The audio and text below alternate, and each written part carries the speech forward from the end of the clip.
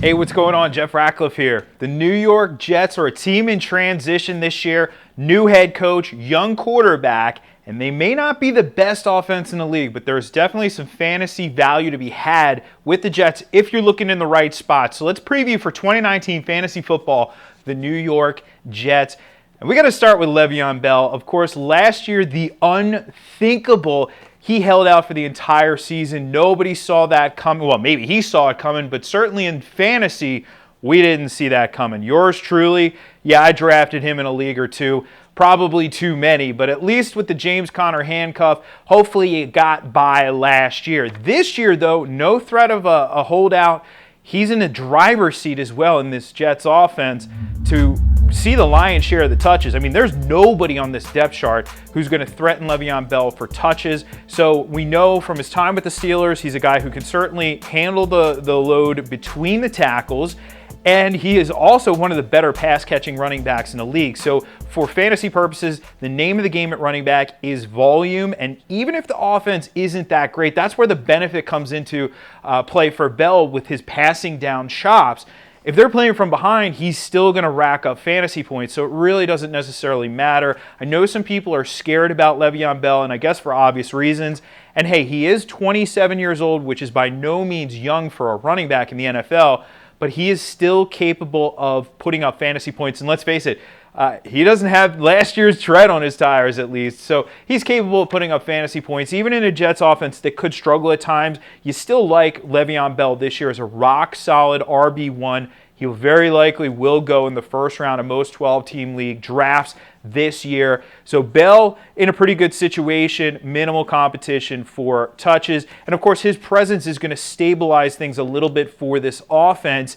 And you like that for Sam Darnold's development as a whole. Last year got off to maybe a little bit of a shaky start, but was able to steady the ship down the stretch. And really like what we saw out of Darnold for fantasy purposes, became a viable option at times down the stretch last year. Now, that being said, Rome wasn't built in a day. We can't expect Sam Darnold to immediately become a QB1 or even an every week QB2 for fantasy purposes. I think he's just on the outside looking in this year, so he's knocking on the door of QB2 territory. He will have some weeks where he puts up those sorts of numbers, but you have to consider the overall surrounding cast. So while having Bell is good, the receivers, it's not one of the better receiver cores in the NFL, so they need to take some steps there for Darnold's sake, for fantasy purposes, to really solidify him. But that being said, Dynasty Leagues like Darnold a lot and really looking forward to watching his progress this year in 2019. Now, I mentioned the wide receivers, and the guy who really stands out in this group is Temple University product Robby Anderson. We've seen him already put up a strong fantasy season. Back in 2017, he was 18th among wide receivers in PPR scoring. So he's capable of putting up the numbers. And in fact, last year, during the fantasy playoffs, so weeks 14 to 16, only one wide receiver had more points than Anderson did during that stretch. It was DeAndre Hopkins. So Anderson has the capability to put up, elite production for short stretches. I don't think we're going to see that in any consistent way out of him this year. But the beauty is they really don't have anybody on the offense who can do what Anderson does for this team, that field stretching ability.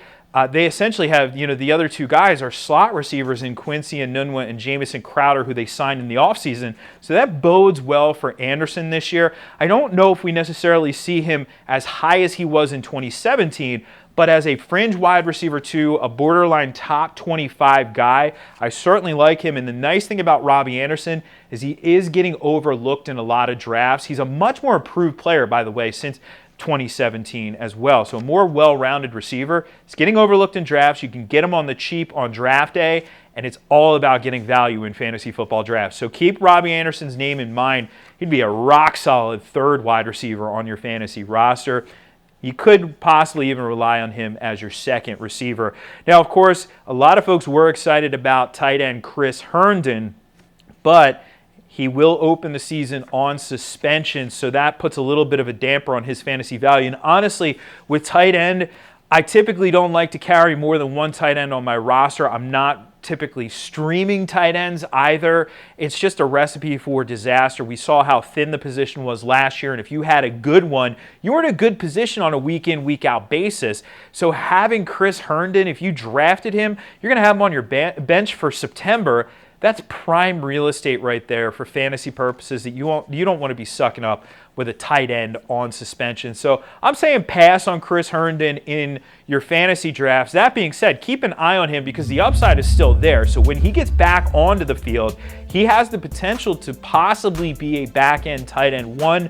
It's, of course, in that territory for fantasy purposes, very up and down for week-to-week production, but there is upside with Chris Herndon, so just keep that in mind. Don't draft him, but possibly pick him up as you get into September. You know, the mid to late part of September, he might be a guy you want to look up when he comes off of suspension. You want to see where all of these Jets land in our fantasy rankings. You can check those out and more at PFF.com.